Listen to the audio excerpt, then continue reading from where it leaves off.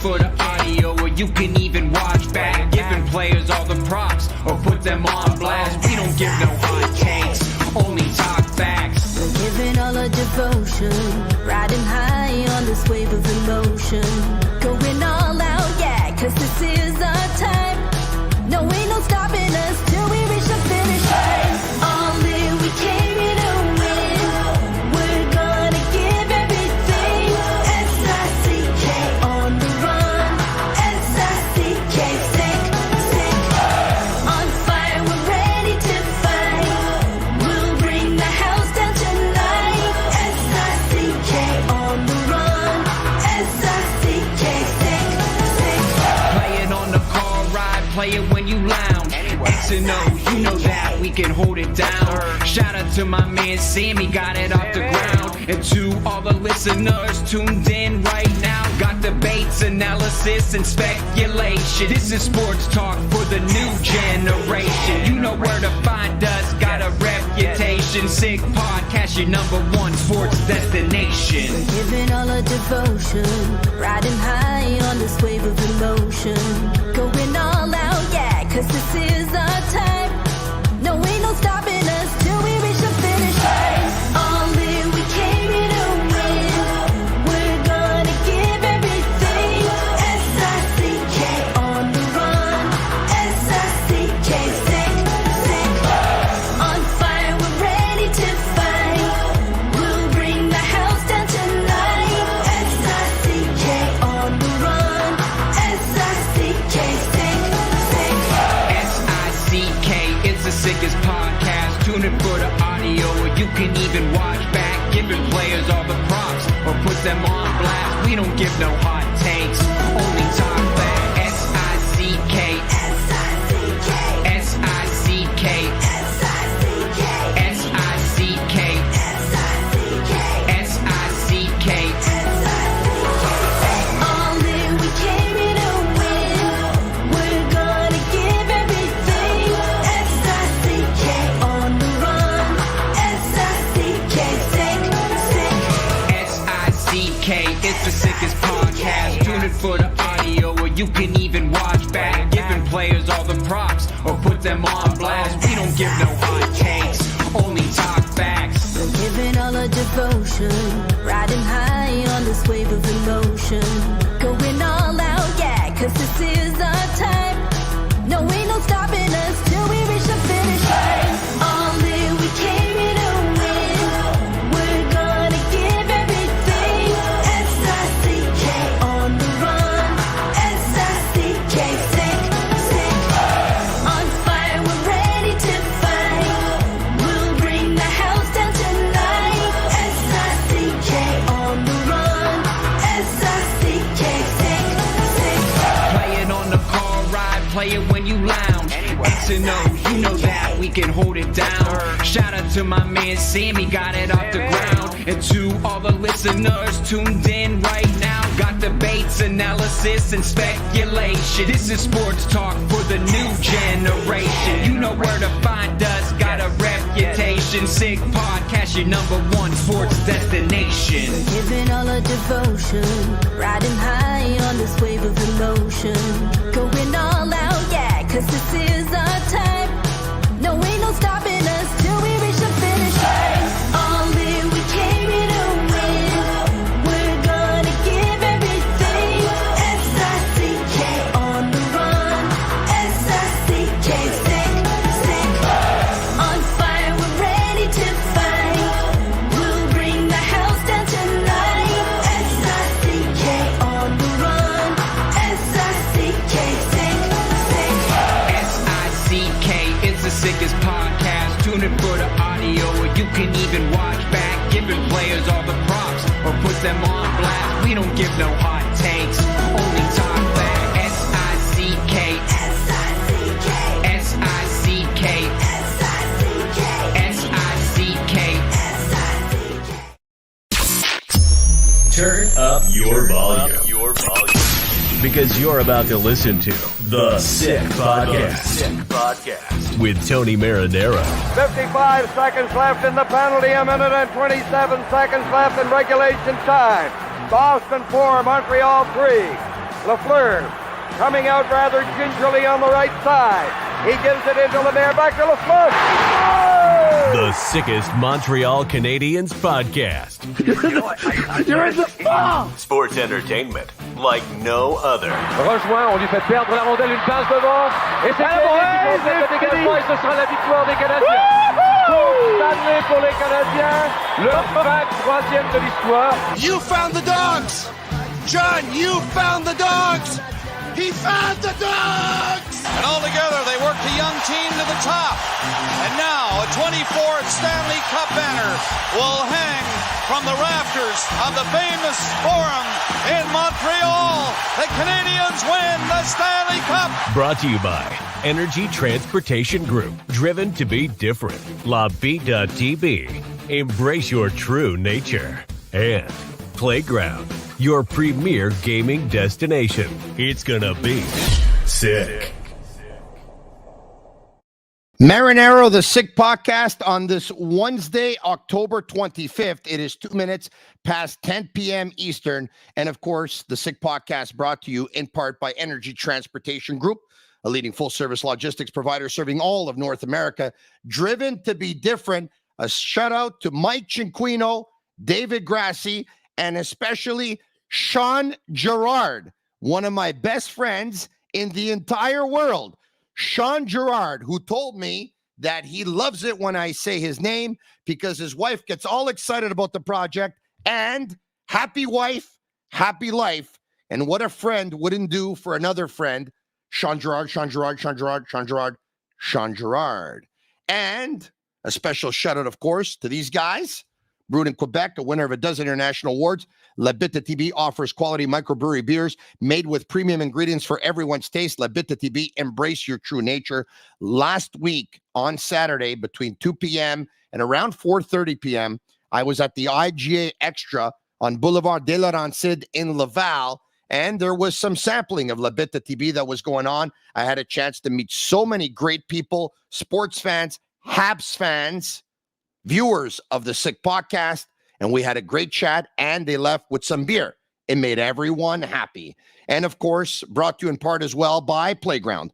Over 600 machines, poker tournaments, and Playground casino games, daily promotions, and unmatched customer service. Why go anywhere else? Located just over the Mercier Bridge, only minutes from downtown Montreal.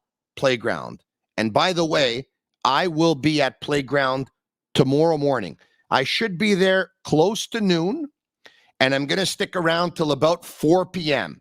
So if you're going to be at Playground tomorrow, the WPT tournament is going on over the next several days. I'm going to be there, and you know what? If all goes well, I may be even podcasting from Playground tomorrow afternoon.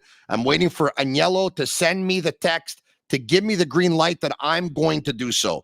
And if I do, I'll tell you exactly when I'll be doing it and what I'll be talking about. But I do know that I will be there tomorrow afternoon between noon and 4 p.m. Sammy at Master Control just sent me a text message, and he says, confirmed that we'll be there, and confirmed that I'll be podcasting. As you know, I host 2 podcasts for Sick Media.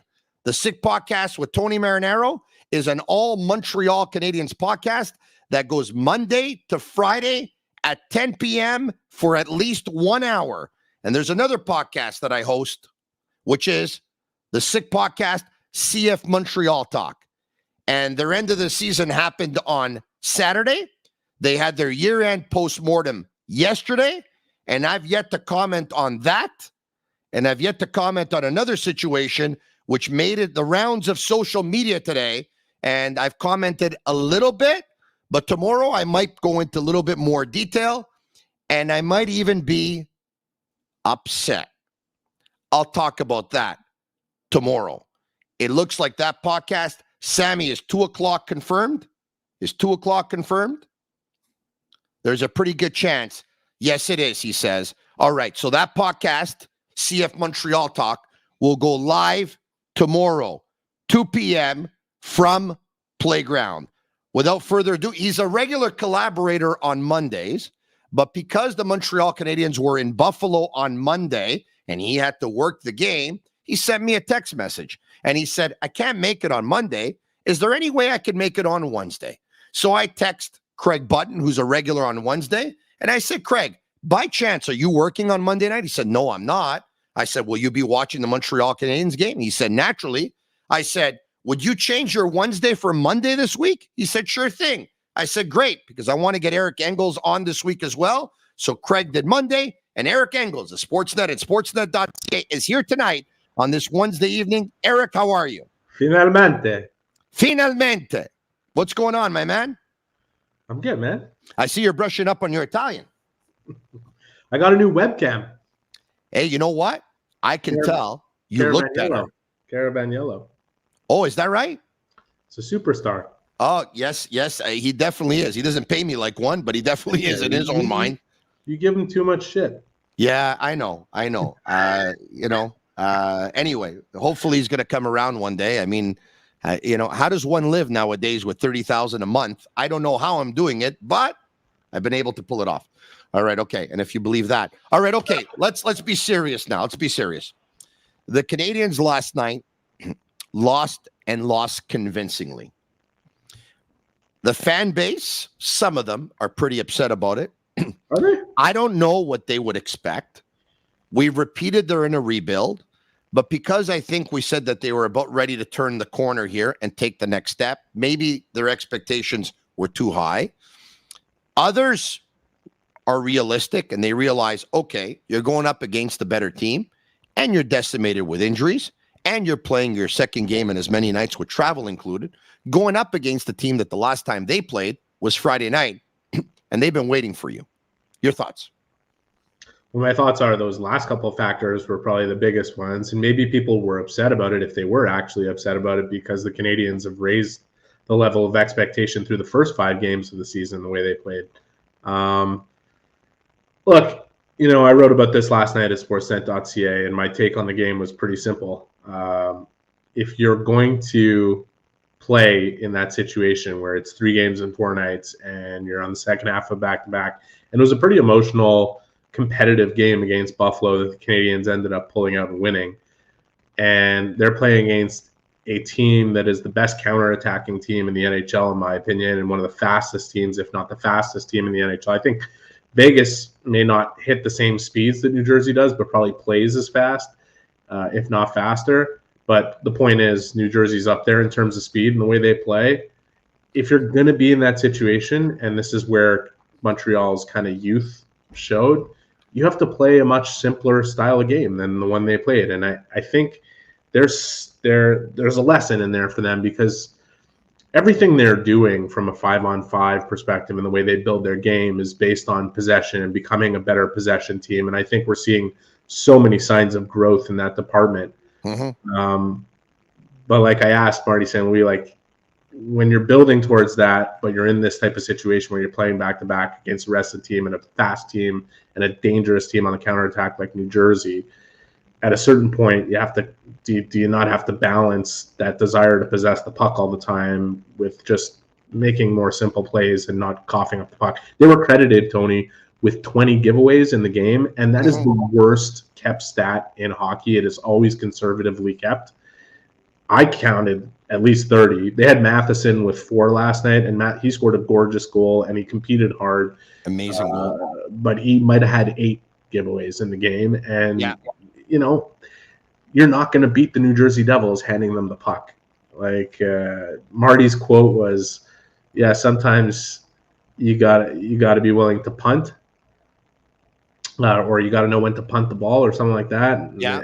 I wrote it up as, that's better than giving it to Jack Hughes and watching him stuff it down your throat. So that's what happened last night. That's a good one, by the way. Now, Vinny Pioli says via YouTube Live, and he's not the only one to say this, and it's not the first time that I've heard this today, Marty St. Louis should have never started Caden Primo. And to that, you say what? I don't have an issue with him starting Caden Primo at all, actually. And I like Marty's answer before the game, because I asked him why, what is this? How would you qualify this test for Caden Primo? And he said, I think it's a great opportunity. And he's right. Like that was a lose situation for any goaltender that was going to be in the net for Montreal. It could have been Montembeault, it could have been Allen, it could have been Primo. It doesn't really matter. I don't think either of the other two goalies would have given them a better chance to win the game than Primo did last night. I think he Totally agree. Totally agree. Played very well. On the flip side of it, this kid has been waiting to play. He has been patient. He has acted like a total consummate professional. And he gets this opportunity. And against his hometown team, essentially. Yes, his father grew up.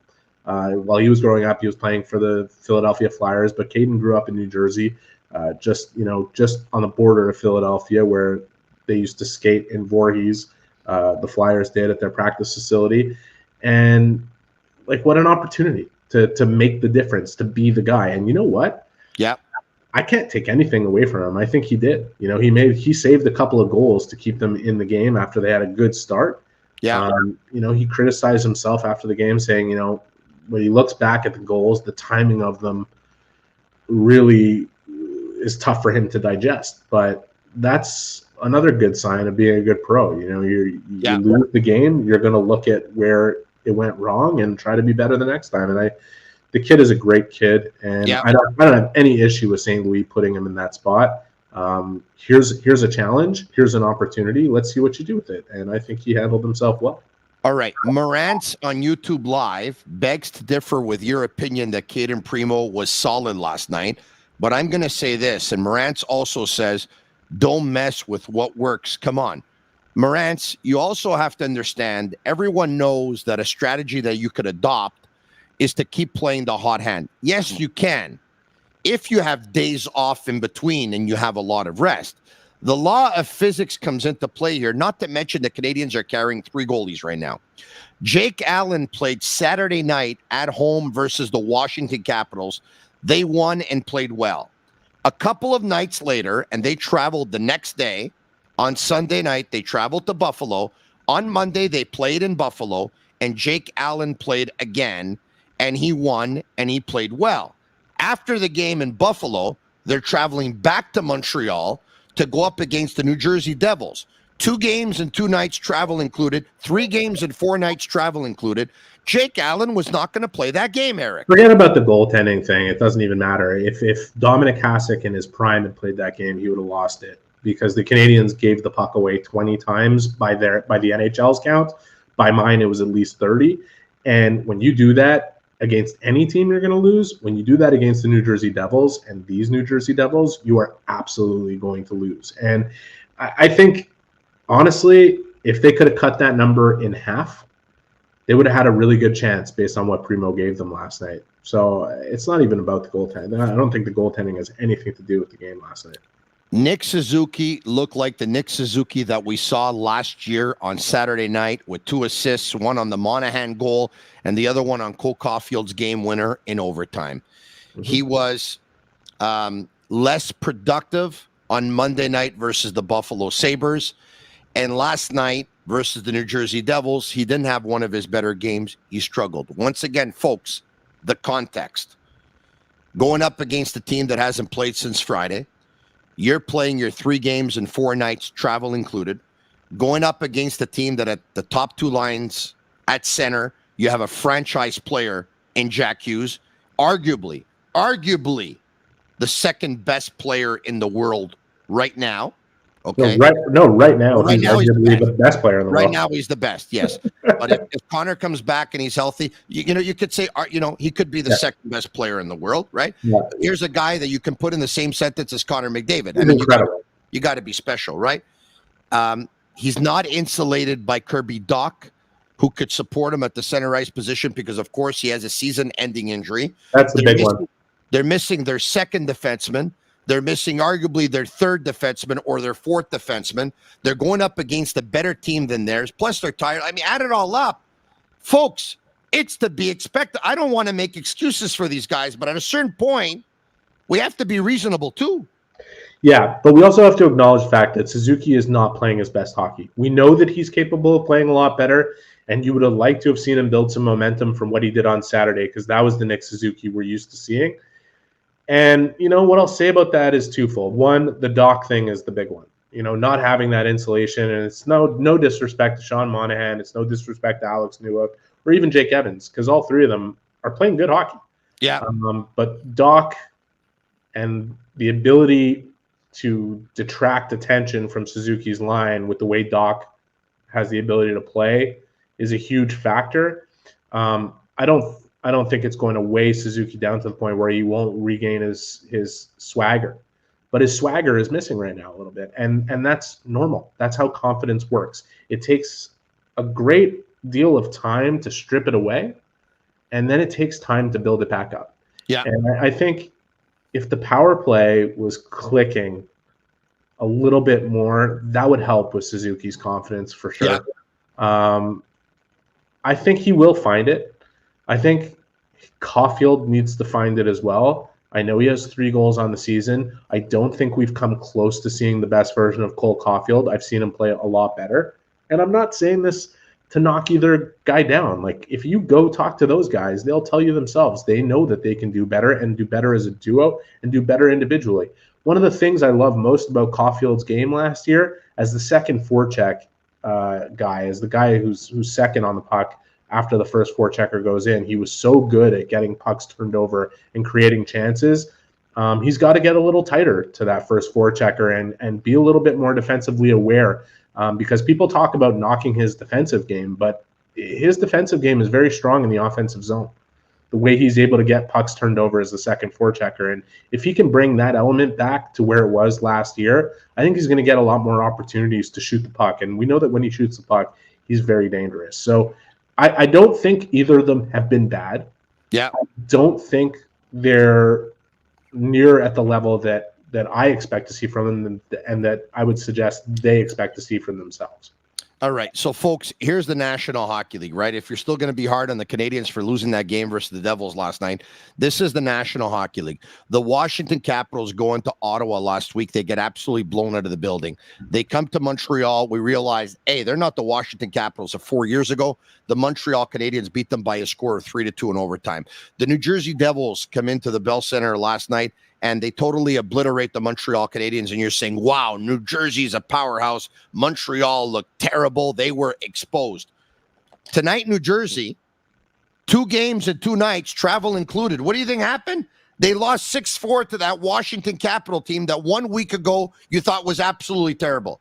That's what happens when you play 2 games and 2 nights, travel included. More often than not, you lose game 2. And you know what? I watched the game. And you want to know what New Jersey did that really got them in a lot of trouble? They didn't manage the puck well. And that's a team that plays just the way Montreal wants to play, in possession of the puck a lot of the time, in possession in all 3 zones, trying to make plays coming out of their own end instead of just chucking the puck off the glass or chipping it into the neutral zone, winning races, doing the stuff that's a little bit harder to do, that's less fun to do. When you were playing on the second night of a back-to-back, and Washington was doing the same, they lost to Toronto yesterday, you have to play a simplified version of your game. You need a B game. And the teams with real experience, New Jersey is still a young team in this league. The teams with real experience understand that and do it. And I went to bet on Washington beating them tonight. Yeah. But it's not a surprise. Well, because of that, they're an older team. And they know how to play in that situation. I would, and I don't know how many times I'd win here, but I would think that the stats support this. If I were a betting man, I would bet on a team that's playing their second game in as many nights when that team won the night before. So New Jersey's playing their second game in as many nights. They won the night before. I would bet on Washington. The Canadiens were playing their second game in as many nights versus the Devils last night after winning the night before against Buffalo. I would have bet on Jersey. That's the way I would approach my betting if I was a betting man. But then again, I'm not a full-time handicapper. I'm just a full-time podcaster. All right. Michael Matheson. I'm ready to say that's the Montreal Canadiens goal of the year. And we still have, 70 odd games to play left in the regular season. It was a thing of beauty. The Canadiens are on the power play. Matheson picks up the puck behind his net. He's going slowly through the neutral zone. He's looking. You would think that he's going to drop the puck back on the power play the way the Canadiens have done all season. that hasn't been overly effective, and the other teams see them coming from a mile away. So now the other teams are studying the tape. This is what the Canadians do. So what am I going to do? I'm going to cheat the other way to see if I can block off that pass or cut off that pass. Matheson reads the entire situation and says, okay, they're trying to cut off the pass. Let me play with them here a little bit. He's playing a little bit of game of posse, and then boom, he takes off. He's off to the races. He leaves a guy in his dust. He goes to the net. That's the goal of the year for the Montreal Canadiens. And there's, 75 or whatever games left. That was unbelievable. Yeah. Unbelievable. We might not see a nice one. We might not see a nicer save than the save that Primo made on Palat. That goal, Mike Matheson's game last night told you exactly everything you want to know about him as a player. And I'm going to explain it.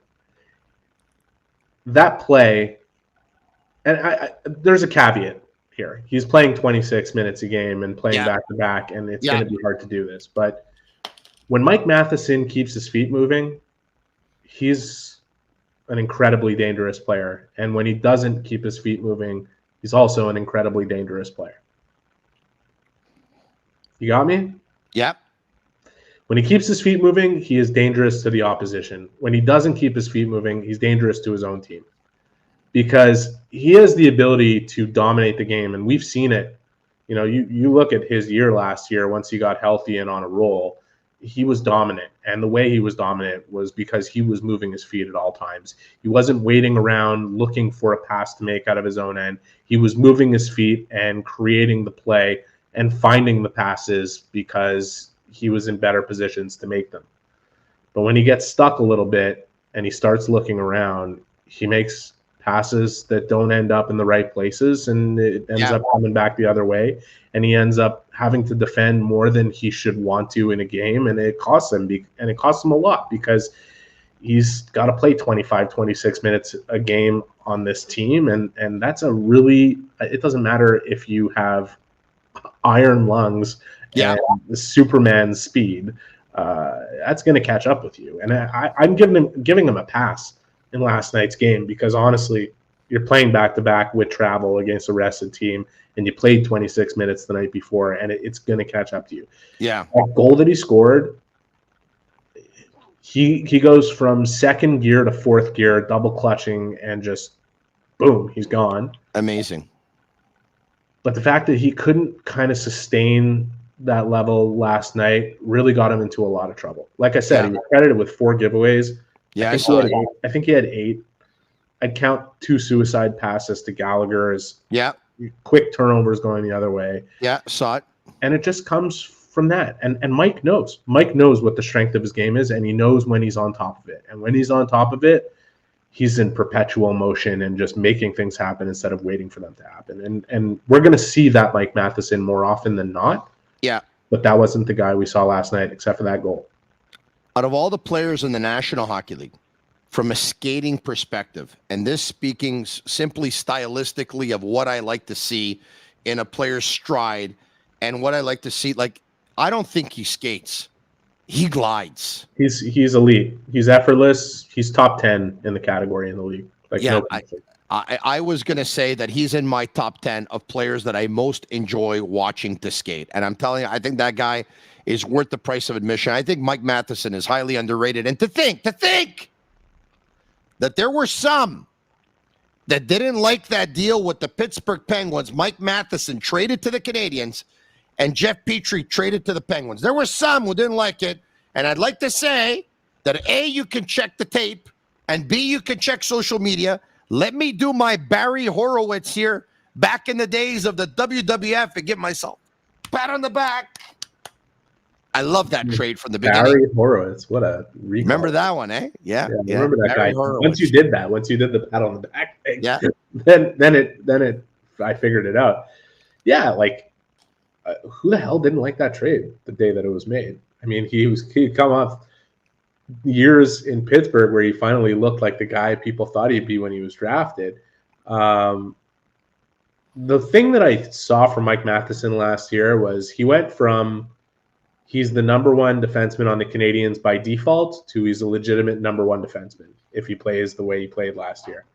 He hasn't found that level consistently yet this year, but it's going to come because he is that good. He has that ability, and I think he knows how to unlock it. We were just talking about it a few minutes ago about moving his feet, being in perpetual motion, reminding himself to do it. But it's hard at the beginning of the year, and especially when you're being taxed the way he was. He's gone from, he's played 4 games in 2 weeks, and it's hard to get rhythm, to, all of a sudden you're playing back-to-back in 4 games in 6 nights and 3 games in 4 nights. He'll find the balance. And when he does, he's going to be the guy that I think everybody saw last year, which is not a number one defenseman by default, but a number one defenseman in this league. Hey, by the way, even though it's non-game night, Agnello and Sammy at Master Control, you set us up to take calls tonight, all right? Because I'd be more than happy to take them at 1-888-585-SICK. That's 1-888-585-7425. If I got to take calls, I'll take calls. All right, okay. I love taking it. That was so much fun last week. Well, you know what? Listen, we'll do it again. I have no brought me back in time. People don't. There's like younger generation. I don't know if people remember. I used to host pre and post game shows at the station we don't mention here. Oh yeah, you did, eh? Yeah, I did. That's right. Yeah, you might did. have even done it with you. Yeah, well, that at was one point or another. You know what? Fun. It was fun. I forgot about that, but now I'm obviously remembering. It was fun. Yeah, it was fun. It was fun. Yeah, back when radio was fun. You're right about that. All right, okay. The first line, Suzuki and Caulfield. They started the season with Josh Anderson. Yeah. Went on for a couple of games. It didn't produce results in terms of productivity. They switched over to Raphael RV Pinard. And Raphael RV Pinard in 3 games, 0 goals, 0 assists, 0 points on that first line. Personally, I never thought Raphael RV Pinard was a good idea to put on that line. It's my own personal opinion, by the way. Before we move on Harvey Pinard, he needs a bounce. Like, he needs one good bounce. Yeah. Whether it goes off his shin or his back or whatever it is, he needs one good bounce to happen. Okay.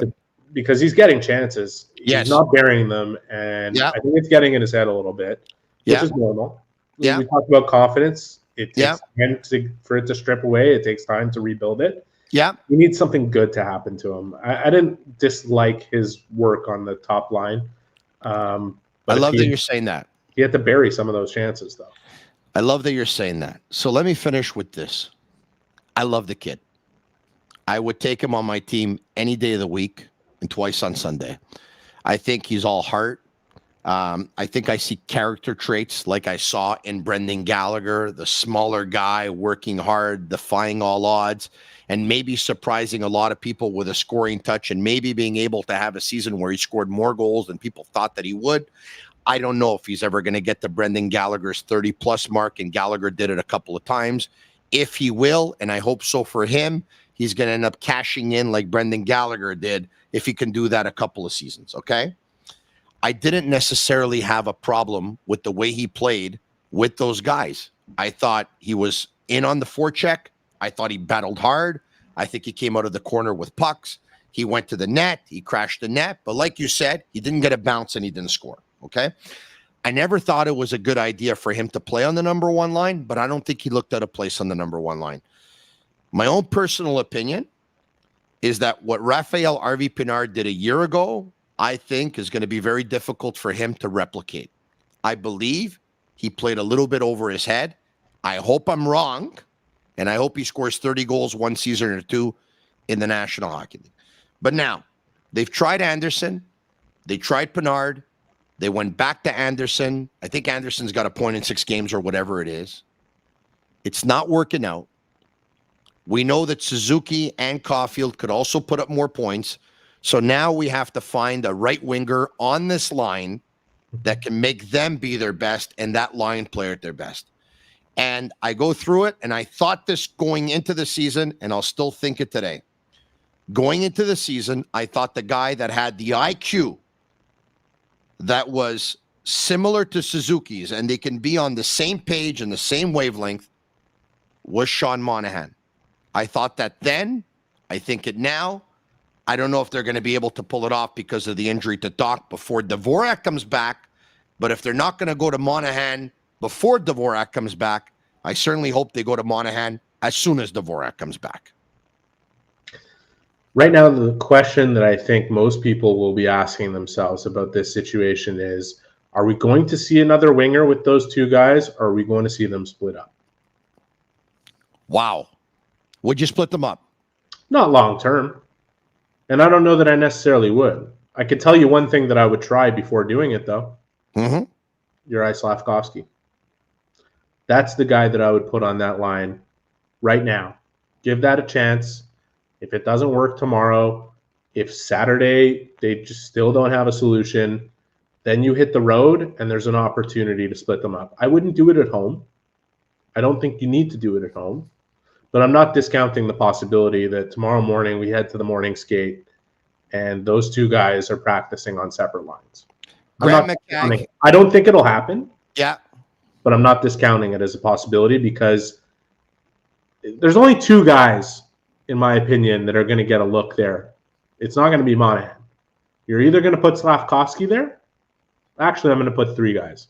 Well, hold on. People are going to hate this. I'm going to put three guys. Before you get to the other guys, the first name that came out of your mouth was Juraj Slafkovsky. Yes. I want to let you know, I wish that we had a webcam, we had a camera right now in Grant McCagg's house in Ottawa, Ontario. Grant McCagg of Recruits and Recruits.ca and co-host of the Recruits Draftcast right here in the Sick Media family, because he is the president of the Juraj Slafkovsky fan club. He's been asking to see Slafkovsky play with Suzuki and Caulfield, and because the Canadians have said they don't want to, put Slafkovsky in a bad situation or put too much pressure on him, he's asked to at least see him on the first wave of the power play. You come out tonight, I say I'd like to see Monahan with Suzuki and Caulfield.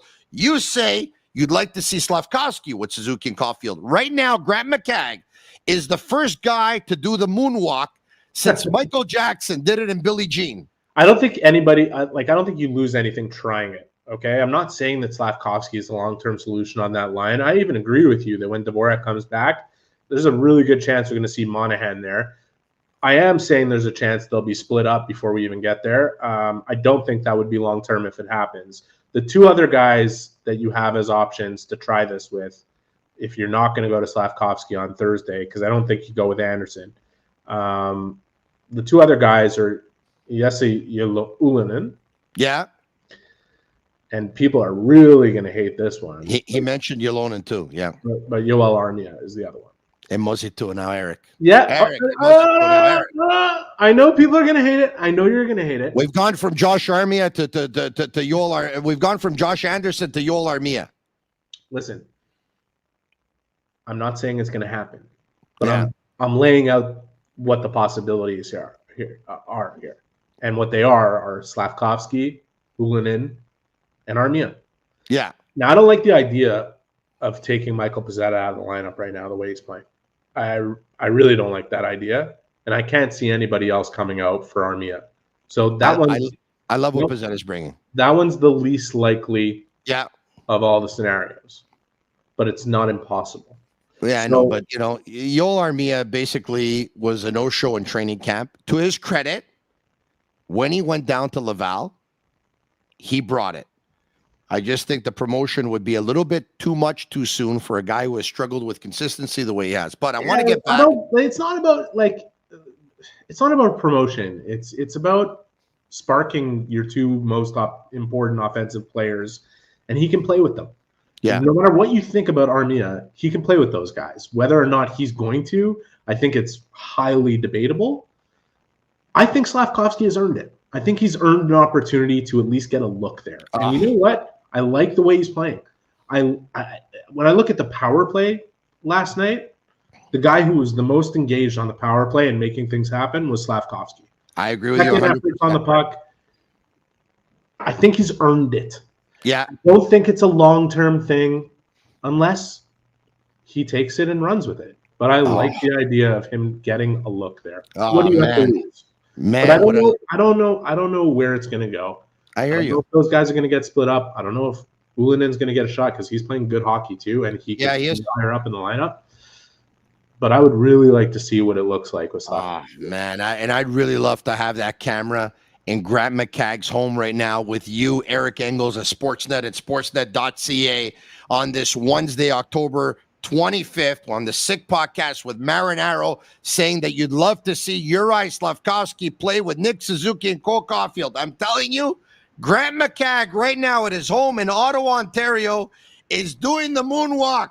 The first person to do the moonwalk since Michael Jackson and Billie Jean. I'm telling you, people always told me, be careful what you do. Don't go around breaking young girls' hearts. And mother always told me, be careful of who you love. Be careful of what you do, because the lie becomes the truth. Hey, Billie Jean. What a great song, man. Even better video, by the way. Great bass line. I love that song. Michael Jackson came to the Olympic Stadium once upon a time, and I'm still heartbroken that I didn't go to that concert. Because everyone that was in elementary school with me that went, they were doing like the moonwalk every day for the next couple of years. It was unbelievable. I saw my first concert at the Olympic Stadium. It was 1992. I don't know if it was my first concert that I watched at the Olympic Stadium, but I did watch U2, the Joshua Tree, at the Olympic Stadium. I did. My first concert was 1992. Yeah. Olympic Stadium. Genesis. Oh, Genesis is pretty good. Yeah, U2, one of my favorite bands. Genesis, not too shabby. And I think you'd be shocked to know that Bon Jovi was also one of my favorite bands, right? And even though every song sounded the same, it didn't matter.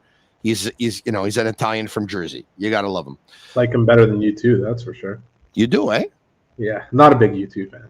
Wow, I'm a little bit surprised to hear that. Okay. Yeah, sorry, Bono. Sorry, The Edge. Yeah. No, listen. Sorry to the other guys. It's all a matter of opinion. Before we get to the phone calls, and we have two people waiting on hold right now, and we're going to get to them in a second. They better be good questions. Were they screened?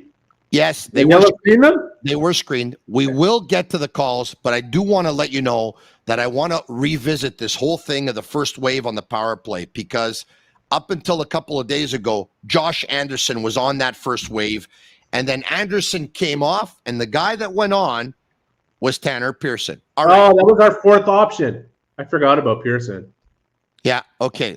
He could get a look. He could get a look with those two guys. I know, but at this point, we're going to end up naming Agnello, too. I mean, one name, two names, three names, four names. We have to stop at one point. We're going to end up naming the whole. Okay, but I don't want to. I didn't think about it. But yeah. Pearson actually could get a look with those guys. I like Pearson. I know who I'd go with. It's nothing to do with what I want to see. Yeah. I would give Slafkovsky a chance. I would give him a chance. I don't know if it's Thursday, but I would give him that chance. Against Columbus? Is it Columbus on Thursday? It is. Before Dvorak comes back, I would play Columbus. I would play Slafkovsky versus Columbus. I don't have a problem with that at all. But once Dvorak comes back, if that doesn't work, Monahan's my guy. Let's go to Jake in Manchester. Jake. You called. Presented by Playground. It's presented by Playground. Jake, what's going on? Is Jake there? Is this Jake Evans pranking us? I would think that he's got other things to do on his off night. I would think. He's probably watching, though. Jake, what's going on? Huge Tony Marinaro. Hello. Hey, what's going on, Jake? Hello. Tony, you are a sick man. I love your show. I thank you very much for saying that. I take that as a compliment. Of course it is. And Eric, big fan of his as well. I'm pumped to be on the Sick Podcast tonight. I have a few questions. One, did you see the tweet today about perhaps maybe Garland being traded from Vancouver, maybe Montreal being involved? Do you think there could be a way to unload Gallagher's contract and take on Garland's? A, no. B, we talked about this a couple of days ago. I like Connor Garland. I know him pretty well because when I used to work with my boy Knuckles, I can tell you that Connor Garland is Chris Knuckles Nyland's godson. All right. So we talked about him. He's a good player and he probably has 20 goals in him, but he would be adding another small player to a group that already has Nick Suzuki, Cole Caulfield, Alex Newhook. I just think it would be Brendan Gallagher. I just think it would be too many small players. Eric, You disagree with that, or? I don't disagree, but I would say this. He's 27. He has 2 more years after this one at $4.9 million. You came up with an idea that's not out of whack in terms of trading a problem contract for a problem contract. I think the one going back the other way would be Yoel Armia if the Canadians were to get engaged with that. And I think they'd be looking for an asset in return, including Garland. And the big reason Vancouver wants to move him is to clear out some space and save at least a few $100,000, which they might be able to do with Armia's situation, but they also would like to get a defenseman back. So I don't really know if they have what it takes to make it work. I know that Kent Hughes is pretty creative. I don't hate the idea of Garland coming here. I actually think he's a pretty good player and was a pretty good player before he landed in Vancouver. So yeah, he's also 27 years old. It's not like he's done. So correct. That's what I was thinking. And with Gallagher having a few goals already this season, maybe playing a little better than most of us. I don't think Gallagher would be going any. You could forget about Gallagher going for Garland or Gallagher going anywhere at $6.25 million for however many years are left on that contract. It's not happening. Sure. Okay. And for Tony, I think we may have a mutual acquaintance in common. There's a guy. I'm a barber up here in New Hampshire. In New Hampshire. I cut Sean Coffey's hair. Sean Coffey. Yeah. Hold on a second. Eric, does that name ring a bell? It really does, actually. Yeah. I don't know why, but it does. Oh, so I'll tell you. Sean Coffey is an NHL player agent who works for Cortex Management Group. As a matter of fact, guess who he represents, among others? Kent Hughes' sons. Oh. Yeah, and he also represents Will Smith, who was drafted 4th overall by the San Jose Sharks. Yeah, so why don't you do this, Jake? Give Sean Coffey a special hello for me and a big hug. Yeah, and maybe shave a TM into the back of his head for Tony Marinaro next time. I'll see what I can do. I'm cutting his hair Thursday or Friday, I believe. So calling from New Hampshire, I love it. Yeah. Please say hello. Yeah, he lives there. Sean Coffey does. Please say hello for me and tell him that he has an open invitation on the Sick Podcast anytime. Now, here's the contingency. What if I want to show up on the Sick Podcast again? You know what? This is your show, my friend. This show does not belong to me, and it doesn't belong to Agnello or Sammy. It belongs to the fans of the Montreal Canadiens and the fans of the Sick Podcast. Darn skippy. Because if there's no fans, there's no listeners, there's no viewers, there's no podcast. And no podcast, no money, no candy. So anytime you want to come back on the Sick Podcast, Jake, open invitation, my friend. This show is all yours. We'll talk to you soon. Thank you so much. My regards to Sean. All right, okay. We have another one, I've been told. See, Eric, what happens when you're on the Sick Podcast? We extend the contacts that can probably come into our lives at one point. I'm putting out a tweet for people to call right now. Okay, Mark Andre in BC, which is either British Columbia or in the Bell Center. I'm going to go with British Columbia. What's going on, Mark? One in the Bell Center for sure. What's up, Tony? Hey, it's all good, man. How about you? Well, thank you for the sick merchandise from the last time when I finally got it, and I want to say thank you. I really appreciate that. You're very welcome. Did it take a while for you to get that? Yeah, I did. Fucking sorry, my language. Canada. No. You know how they are. They're on time. Yeah. You know why it took long, right? Because Agnello's cheap and he didn't want to send it express. Look, dude, you gave me free merchandise enough. That's more. I can't thank you enough for what you did, anyways. Yeah. Yeah. All right, you thanked him enough. Seriously, you thanked him. Yeah. On tonight. Yeah, you know those mail bins there where you just go and you drop your letters inside? Agnello took your shirts, put the address on top of the shirt, and threw them in there. That's why it took so long. It's okay. Tell me, Marc Andre, what's on your mind, my man? Well, you know what? I was happy that Eric mentioned Slafkovsky earlier. Okay. Here's my question to you guys now. No, hold on a second, if I can. I want you to have this conversation with Eric, and I want to sit back and listen to it, all right? You and Eric. I'll just sit back. Go ahead. Ask Eric. Eric, bonjour. Nice to make your acquaintance finally. Kind of Well, cool. no, get with the question. Let's go. I want to hear it. You're keeping me on the edge of my seat. I'm nervous here. No worries. Look, we drafted Slafkovsky because he was big, he had skill, he had potential, and he did it full display in the Olympics and in the World Cup. Mm-hmm.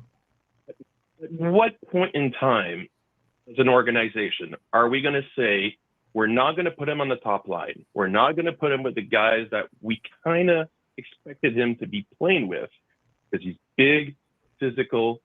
He's going to have the potential. He's a power forward. Mm-hmm. Cole Caulfield is small. Nick Suzuki is mid-sized. Nick Suzuki's smart with the puck and how he plays. Cole kind of has to use his speed to his advantage.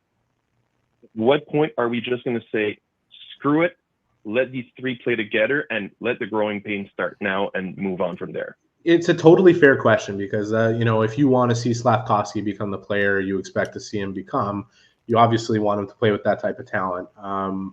But one of the things that Marty St. Louis likes to say, and I totally believe in this, is you cannot skip steps in the process if you want the end result to be what you want it to be. And he's right. They have gradually brought Slafkovsky along. Don't forget, he played 39 games last year in his rookie season before suffering an injury. This time around, we're 6 games into the season. He's taken major steps forward from where he was when we last saw him, with a knee injury last year at the end of the year, at the end of his season. Like, they don't want to skip steps. Now, when I say that he's earned an opportunity to get a look on that line, I don't expect him to be a permanent fixture there at this point. And I think that would be heaping a bit more pressure on him than the Canadians would necessarily want to put on him before he continues to take the steps necessary to become a permanent fixture there. But I do think that there's nothing wrong with giving it a look. And particularly right now at this time, because the way Slafkovsky has played, this wouldn't be putting him in a position where it's like he looked like he'd be out of his depth. There's a lot of confidence building up in his game right now, and this could push it over the edge. And I don't think a 1 or 2 game sample where, for whatever reason, the puck didn't end up in the back of the net, that would knock the confidence away from him. So this could be an opportune moment. Whether or not the Canadians decide to seize it, we'll see. But it's a good question. And I don't think you'll have to wait too much longer if they continue to take the right steps with this. I absolutely agree 100% with you because Slafkovsky has 1 point so far in the season? Yeah, I don't even care about the points. Like, if you watch the way he's playing, he is putting himself in the right spots on most of his shifts. Yeah, and I just see there's so much progress in his game right now, and I think the points are going to come. I really do. I saw a stat last night. I think he's actually averaging close to about 4 minutes more per game than he did at the same time last season, which is very encouraging, obviously. Marc-Andre, thanks for calling, my man. You call again anytime. Thanks, Tony. Thanks, Eric. All right, there you have it. Marc-Andre in BC. You can give me a call at 1-888-585-7425. It's 1-888-585-SICK. AJ is in Edmonton. When I tell you there are Montreal Canadiens fans all over the world, New Hampshire, British Columbia, Alberta, just to name a few, going by the last 3 callers or so. AJ, what's going on? Well, Tony, there's lots of Habs fans out this way, that's for sure. Yeah. It's a very underestimated. Love the show, by the way. Yeah. It's almost perfect, and I know you're going to make it perfect because all you do is just get better every day. I'm going to try my best. I promise you that. I'm going to try my best. I promise you that. Thank you for that. Tell me, AJ, what's on your mind? Just wondering on your opinion. When Montreal chose Reinbacher, and I know this is a team that can win a championship down the road because there can be additions and subtractions. But in your opinion, do you think they kind of made a statement instead of choosing Michkov or Benson or another forward in saying, and this question is for you and Eric too, by the way, whom I'm a huge fan of, did they kind of say, you know what, we're going to win St. Louis style instead of maybe the high-flying Chicago style? Or an offensive team style? Did they kind of say we're going to be that hard team to play against with the tough, big defense like what we had? Yeah. That's with a few years back. Did they kind of put that in stone? And as hard as it is to accept, maybe, because everybody likes goals and whatnot, but is that kind of the direction they're going in? All right, Eric, I'd like to tackle this one and then relay it off to you. I think the Canadians took a look at the draft, liked Benson's talent, and said, here's a talented forward. We won't be getting the best forward in the draft if we take him, nor do we think we'll get the second, the third, or the fourth best forward in the draft. And he's on the small side. And we have a little bit of that already. Then I think they took a look at the Michkov situation and said, here's a guy with a lot of skill, but he's got 3 years left in the KHL. He might actually extend after that. Plus, we're hearing there's some attitude issues. Or there's this David Reinbacher, who seems to be a safe pick, a reliable pick, had a great year the year before. Very encouraging to see the way he played in a very competitive league as a 17-year-old. And if we take him, he's the guy that we believe is the best defenseman in the draft class. And that's how I think they made their choice. Eric? How do I answer this? Do you like Jack Eichel? Yes or no questions coming at you here. You like Jack Eichel? You like Chandler Stevenson? You like Jonathan Marchessault? Yeah. You like William Karlsson? More Eichel than anyone. You like Mark Stone? Yeah. Yeah. Vegas Golden Knights don't win the Stanley Cup without those guys, but you know who else they don't win the Stanley Cup without? Alex Pietrangelo. And all the towers and painful players to play against they had on their blue line. You need it all. The Canadians didn't make their decision in a vacuum in terms of how they're going to build the championship team with one pick and try to make a statement about, it's going to be won through defense. They, like Tony said, assessed who's the best player they're going to get here at this position and what kind of player is truly indispensable at that position. And they chose the big right-handed defenseman who looks like he's going to be a really, really strong player as he moves forward in his career. And yes, they need elite talent up front. They need elite talent on the blue line as well, and they need it in nets, because if you want to win a Stanley Cup, you need all of it.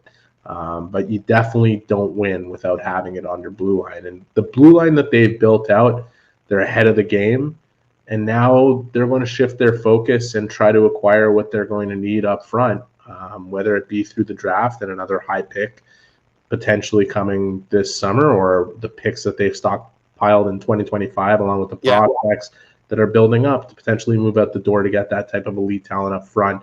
Because I've said on Tony's shows a few times now, the minute this whole thing is going to turn, and especially now that Reinbacher's in the fold, and if you add Logan Mailloux and you add Wayne Hudson, some of the other key defensive prospects, is when they have another guy who can put the puck nearly on the same level as Caulfield, like that could score on that level. Not necessarily at the same level, but nearly. That's when this whole thing is going to turn.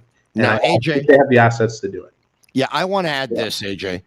I'm not so sure, having said everything that I just said, that Reinbacher is their pick if he's a left-handed defenseman instead of a right-handed defenseman. Yeah, that would have made it tough. But I'm also going to say this, fair enough. and I'm also going to say this, and I've said this before, so I'm not going to shy away from it now. I would have loved to have seen them draft Michkov. I'm not going to lie to you, but you have to understand where I'm coming from, okay?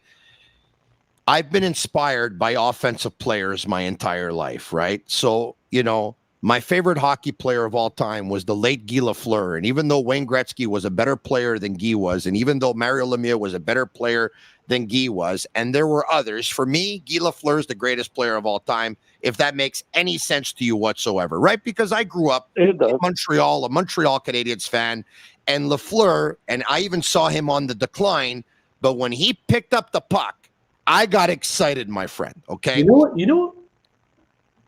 Yeah. Sorry, go ahead, Tony. Sorry. No, after Lafleur, I love Naslund, and after Naslund, I love Richer.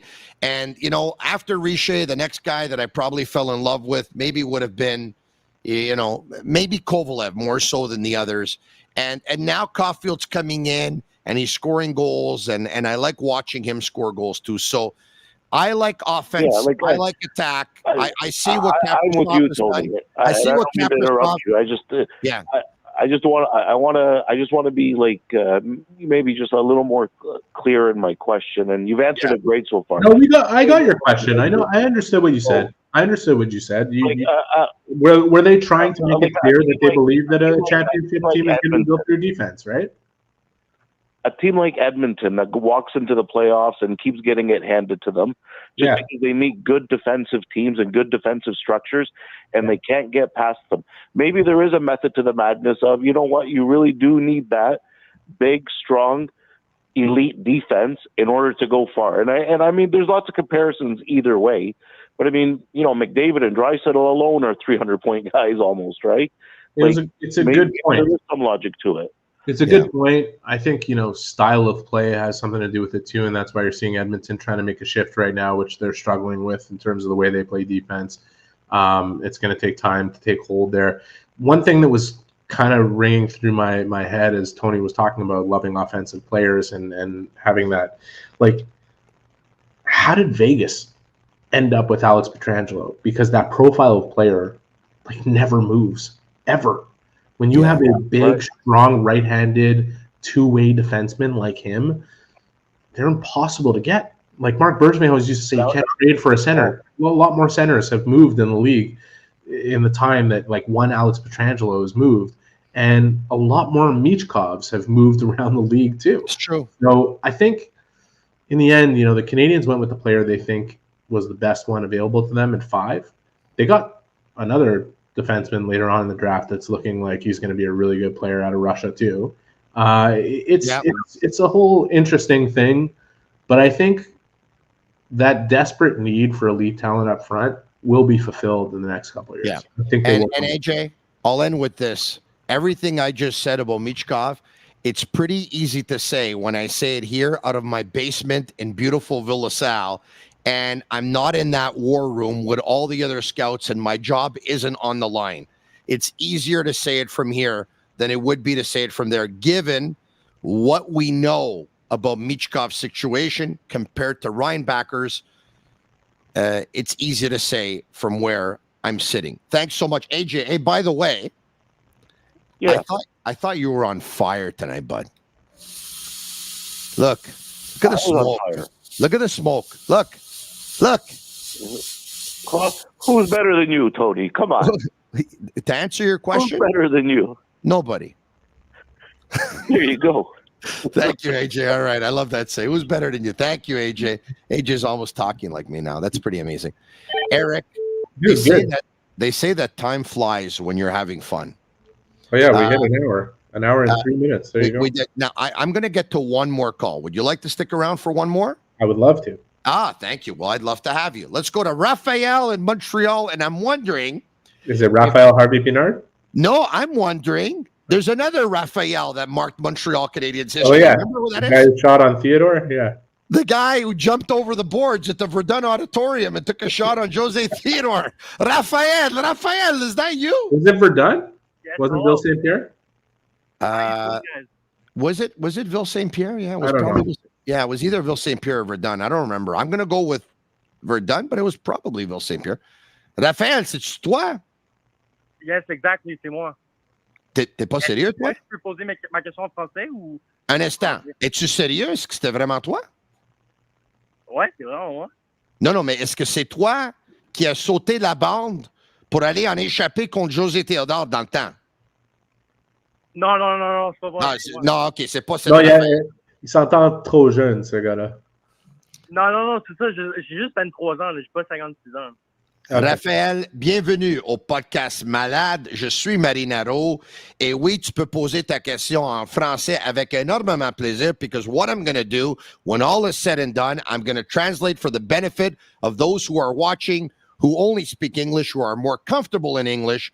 but I'm not going to deprive you of a question or participating on the Sick Podcast because this podcast is open to Montreal Canadiens fans around the world. Puis si la question va être en français, ça va être en français. If the question's going to be in English, it's going to be in English. Si la tua domanda è in italiano, parliamo italiano. Habla español, pilar portugués. Let's go. Vas-y.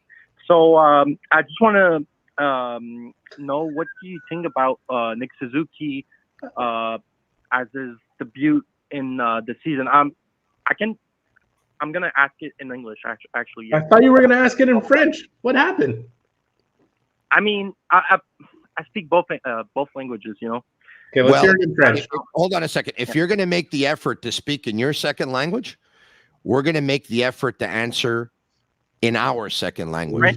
Eric, all right. Eric, vas-y, Eric. Eric, vas-y. Qu'est-ce que tu penses, Eric, du début de saison de Nick Suzuki à date? Je pense que Nick peut être meilleur, mais Nick, lui aussi, va te dire qu'il peut être meilleur, puis il va être meilleur. Puis je pense, comme je disais avant avec Tony, que c'est une question de confiance. Même les joueurs qui sont les plus incroyables joueurs au monde, ils ont des problèmes de confiance de temps en temps. Puis l'affaire avec la confiance, c'est que ça s'abattit. Ça prend du temps pour s'abattir, puis ça prend du temps aussi pour défendre un petit peu. Puis on va le voir monter graduellement. Puis quand ça se passe pour Nick, tu vas voir le Nick Suzuki que tout le monde a les grandes attentes pour lui. Lui-même, il y a des attentes très élevées pour lui-même. Je suis certain, en connaissant Nick, qu'il va les atteindre. Raphaël, je pense qu'il faut regarder tout le contexte. Puis on regarde tout le contexte, d'accord? Il joue pour une équipe qui est en reconstruction.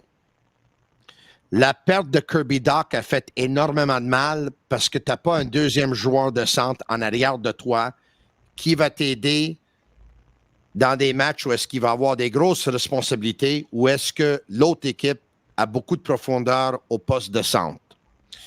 Il se cherche un allié droit sur ce trio-là.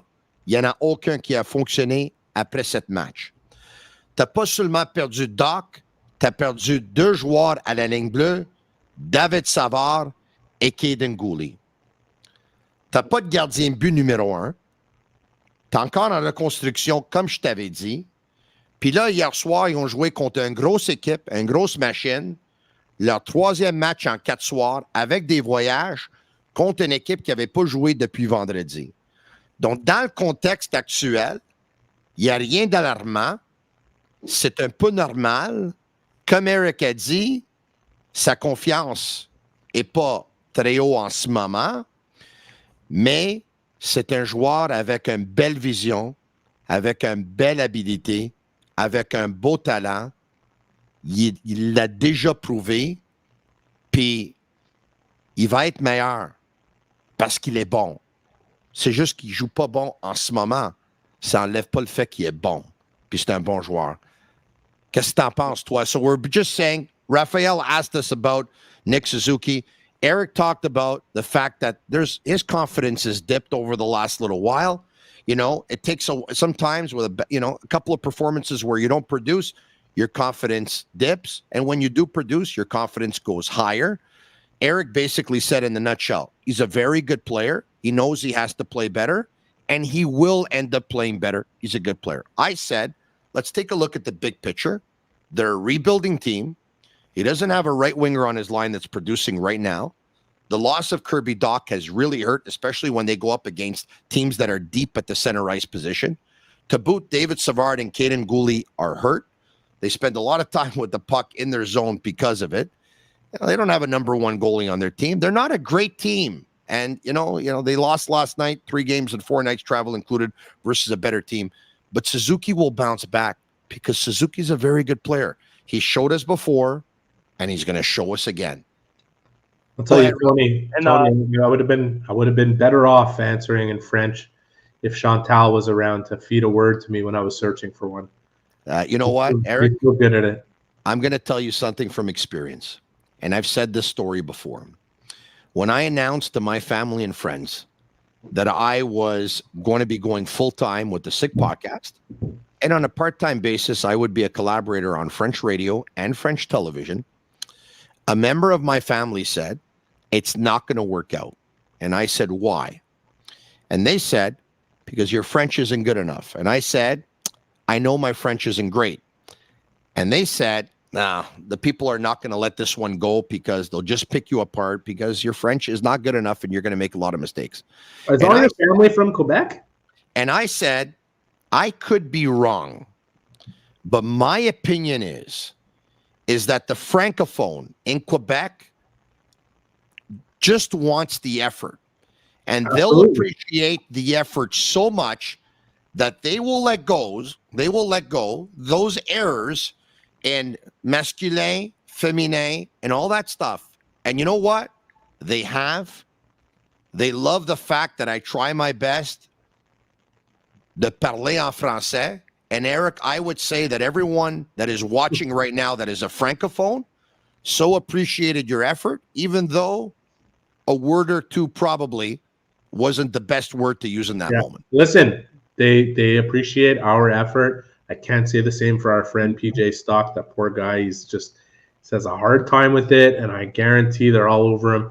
I love PJ. He's one of my favorites, and I love watching him in French and watching him try his hardest to get it out. But no, all joking aside, I was making a joke. I totally agree with you, and I did French radio for the last couple of years, and the people appreciate the effort. And look, I consider myself very proud Quebecois, and so do you. And I've lived it my whole life. And for anybody to not expect that we should be able to speak French and speak it well enough for people to understand us, that's to me the bare minimum of being a member of this society. So. That's funny that you said that, because that's another thing that I said that I actually didn't repeat. And I'm going to tell you right now. I said, do you know PJ Stock? I said, if PJ Stock can make a living talking in French, so could Tony Marinaro. We got to get PJ on so that he can defend himself. But honestly, you know what? We're going to have to get through one of his. Don't make him do it in French. All right. We're going to have to get through one of his 4 agents first to do so. Hey, Raphaël, merci beaucoup d'avoir pris le temps pour nous téléphoner ce soir au podcast Malade. C'est très apprécié. Eric, all right, okay, we lost Raphael, it looks like. Eric, you went overtime again for a second week in a row. Eric, I'm going to tell you something you already know. You're a very, very big part of this podcast. Thanks so much for your time again. I appreciate it, bud. The sick time. Had a great time. All right, there you have it. Eric Engels, a Sportsnet. Thanks, Daniello. There you have it. All right, okay. Thanks so much once again to Eric. And I want to thank all of our partners, of course. I want to thank Energy Transportation Group. I want to thank Playground, and I want to thank Bittt at Tibi. And for all of you watching, we're trying to get this podcast to another level. And I made a promise tonight to someone that called in that we were going to try and take it to another level. Slowly but surely, I think we're going to get better every day. When I started off in radio, I knew that at one point I was going to take the show to the top, and I was going to do the unthinkable. When I started off with this podcast, I knew that one day I was going to take the podcast to the top and do the unthinkable. And we're going to get there. And we're not going to stop until we do. And once we get there, you know what we're going to do? We're going to keep going. Thank you all. If you liked it, like it, share it with your friends. Comment sick, S-I-C-K, S-I-C-K, S-I-C-K. What a fantastic day today was for me in one respect, from a hockey perspective. And in about a month or so from now, I'm going to tell you why. So just remember this date. It was an interesting day for me on this Wednesday, October 25th. You'll find out a little bit more in the next 3-4 weeks or so. For Agnello, Sammy, and Juliana at Master Control, they're Cavallaro. Me, who am I? I'll tell you who I am. I'm Tony Marinaro. And that's a wrap. Hope you don't miss us too much until next time. Follow The Sick Podcast with Tony Marinaro on YouTube, Instagram, Facebook, Google Play, and Apple Podcasts. The Sick Podcast is brought to you by Energy Transportation Group, driven to be different. LaBita.tb. Embrace your true nature. And Playground, your premier gaming destination.